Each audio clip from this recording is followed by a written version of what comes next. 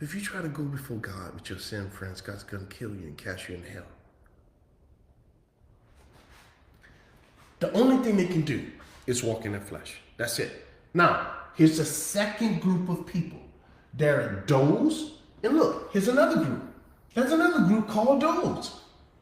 And what do? They have a life. And that life is according to their spirit? No, friend. This is the Holy Spirit. That's your difference. One is you, and the other group is by the Holy Spirit. The things that only comes from Him. Who? Holy Spirit, who happens to be God. So you see the difference? It isn't that one is unredeemed and the other is doing his own thing, serving God. No, it's one who is unredeemed and the other is God. That's where they are. That's why he have the Holy Spirit here and not the redeemed person. He identifies those, but who's responsible for this life? Them? No. They're not responsible. You think I'm responsible for obeying God? As if I can't? That's ridiculous, friend. God is holy. Perfection in holiness. If you think you can measure up to that, man, somebody deceived you. He's the only one that can measure up to that. So to get you and me to measure up with it, what does God do? He takes you and insert you inside of Him. Christ in you. The only hope of glory. It's not you, friend. It's never been you, and it never can be you. Listen, throughout all eternity, these people right here will forever be inside of Christ. See, I thought that was the Holy Spirit. The Holy Spirit is the Spirit of Christ, friends. Now, back to these unredeemed people. For to be carnally minded is the same thing, okay? The carnally mind simply means the fleshly mind. Is what? Death. All they can do for being unredeemed is die. Who said that, Kevin? No, man, I didn't say that. I'm just reading you what it says. The only usefulness that the unredeemed people who are living according to themselves, God says, is death.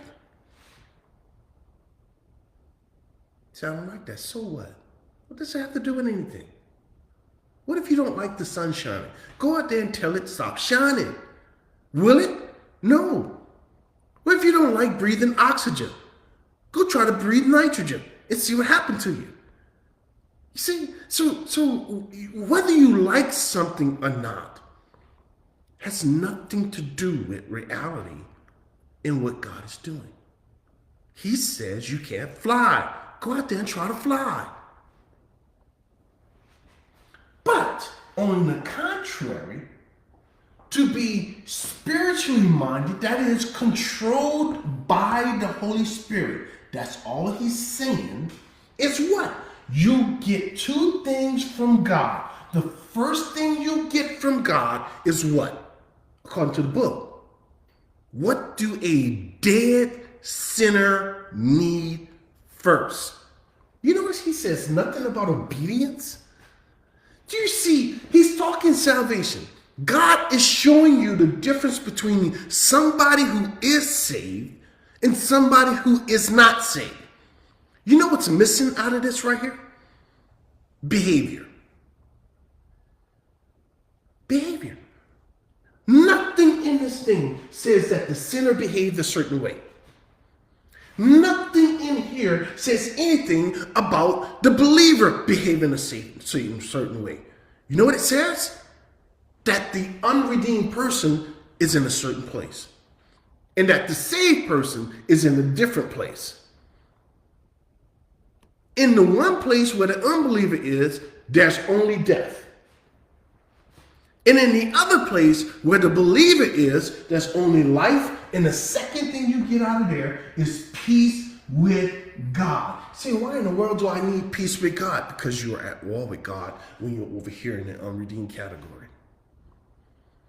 And God is at war with you. See, I was never at war with God. Yes, you were, and you just didn't know it. Yes, you were. And if you're still unredeemed today, yes, you are. And you're not going to get peace with God. You're going to get wrath. Because you're opposing a holy God. But the believer obtains, receives from God two things. What? One is life. Why? Because you are dead in trespasses and sins. The second thing you receive is peace with God. Why? Because you were at war with God and God was going to kill you. How do you get peace with God? By behavior? Well, you see that at in this book. It says you are spiritually minded, and that mind comes from the Spirit of God. And if you keep reading, he tells you down here, that's where it comes from. It's not your mind. You don't think like God. My thoughts are higher than your thoughts. Says God, not Kevin.